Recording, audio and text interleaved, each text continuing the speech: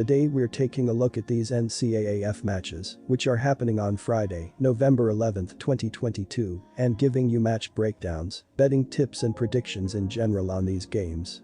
Welcome back to High Stakes, let's get straight into it. Also, don't forget to subscribe and push that notification bell to get notified as soon as we release these sport prediction videos. And if you would like more betting tips and predictions, then check out our Patreon in the link down below. Our new Patreon is a way for us to help you improve your chances of making more money. Multiple plans are available for each and every one of you. By becoming a member of the High Stakes Patreon, you will have access to our best team picks, total picks, parlay picks and much more. Stop wasting hours of your time searching for bad betting predictions that ends up costing you a lot of time and money. Join the High Stakes Patreon now and get the best betting picks. Cincinnati vs East Carolina. The East Carolina Pirates have a strong team that is peaking at the perfect time. They have won 3 in a row and 4 out of their last 5 games. The Pirates have been competitive in their losses. They nearly beat a ranked North Carolina State team, losing by just 1 point and lost in OT against Navy. The Pirates have defeated Memphis, UCF, and BYU in their last 3 games. Furthermore, the Pirates can exploit opponents in the air and on the ground. It will be difficult in the air against a strong Bearcat secondary, however, they can be exposed on the ground. AQ is averaging a solid 170 rushing yards per game, fueled by Keaton Mitchell, who has surpassed 100 rushing yards in 3 straight games, and the Bearcats rank 63rd in the FBS against the run. The Bearcats have not been covering recently. 2 of their last 3 wins occurred by only 4 and 2 points respectively. Take the East Carolina Pirates plus 5 points. I could see this as a 27-24 game either way, so for me, the total is just high enough to play the under. The under is 4-0 in the Pirates' last 4 games following a Sioux win and 4-0 this season when they're slated as an underdog. It's also 5-0 in the Bearcats' last 5 matchups overall, 5-0 in their last 5 conference games, and 4-0 when in their last 4 following a Sioux win. Play it safe.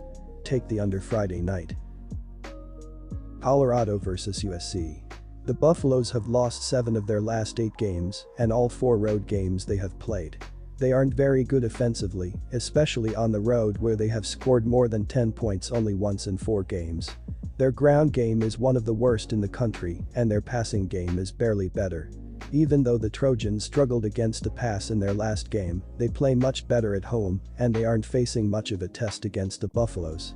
With Colorado's ground game non-existent, the Trojans, who are one of the best teams in the country when it comes to sacking the quarterback, will pressure Shroud all game long and force him to make mistakes. With the sophomore quarterback throwing 5 interceptions in his last 3 games, expect the Trojans to take advantage and get very good field position in this game. The Trojans have won 8 of their last 9 games and 5 straight home games. They are very good offensively and can beat opponents through the air and on the ground. They are facing a Colorado team that is one of the worst in the country against the run and gave up over 300 passing yards per game in their last 3 games, while giving up more than 40 points per game, so expect the Trojans to score a lot of points in this game and cover the spread. Take the Trojans minus 34 points. USC ranks 9th in the nation in total yards gained per game.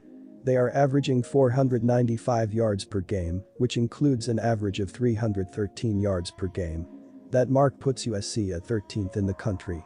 The offense is scoring 41 points per game, which is 7th best in college football.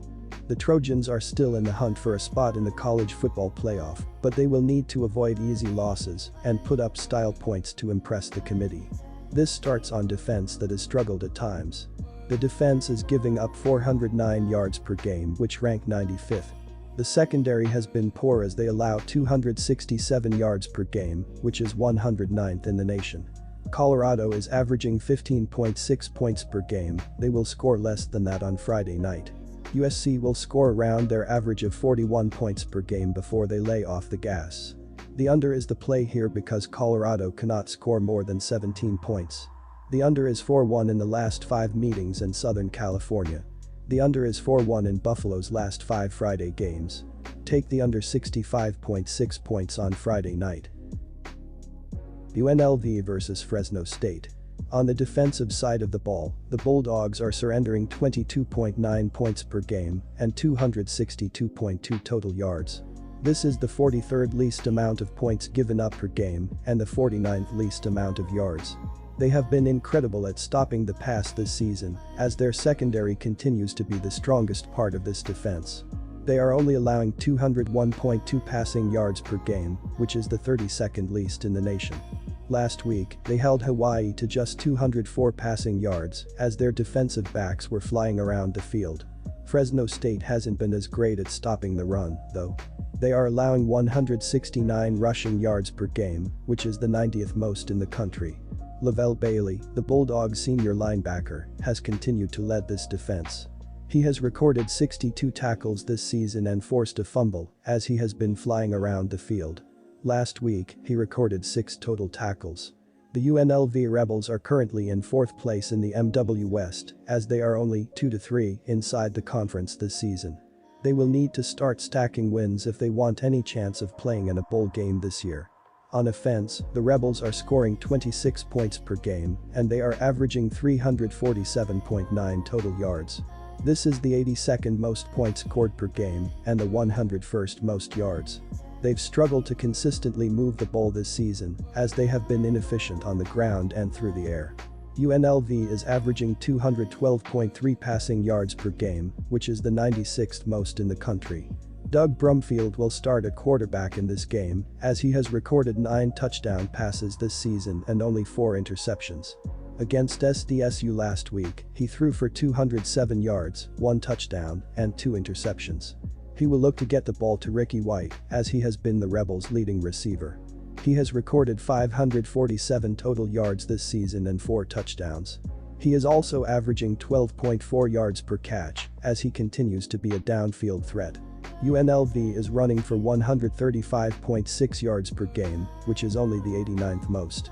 Aiden Robbins has been the lead back for the Rebels this season as he recorded 115 yards on 21 carries last week against San Diego State. I will be hammering the Bulldogs -8.5 on the road against the UNLV Rebels. The Fresno State offense is legit as I see them consistently scoring points throughout this game. They are averaging 29.2 points per game and the 56th most total yards. They also have Heener back at quarterback as I see him giving this offense a huge boost. He looked great against Hawaii last week and I see him carrying that momentum over into this game. UNLV will also struggle to stop them as they are giving up the 84th most points per game and the 67th most total yards. They can't stop the run as I see the Bulldogs running a balanced offense in this game, which will allow them to march down the field each time they have the ball. Fresno State is also throwing for the 32nd most yards per game as they have multiple weapons on the outside. I don't see the Rebels being able to shut all of them down as the Bulldogs will consistently score throughout this game. UNLV has also struggled on the offensive side of the field as I don't see them scoring enough points to cover this spread. They are only averaging the 82nd most points per game and the 101st most yards. They won't be able to move the ball through the air against this Bulldog secondary as I see them struggling throughout this game. Fresno State is surrendering the 32nd least amount of passing yards per game as they will lock up on the outside and force the Rebels to beat them on the ground. This won't happen and the Bulldogs will slowly pull away. Pick the Fresno State Bulldogs and lay the points, 8.5. The Bulldogs are averaging 42.7 points in their last 3 games, while the Rebels are scoring 11.3 points in their previous 4 games. These teams have 2 elite running backs, and neither team is stopping the running game, so that means they can get a bunch of yardage and chunk plays throughout this game. Even defensively they are allowing a good amount of points, as Fresno State is allowing 20 points per game in their last 5 games, while UNLV is giving up 35 points in their previous 5 games. This is a big total as these are 2 pretty good defenses so far this season. The over has hit in 5 of the last 7 games between these 2 programs, so go with the over here as well.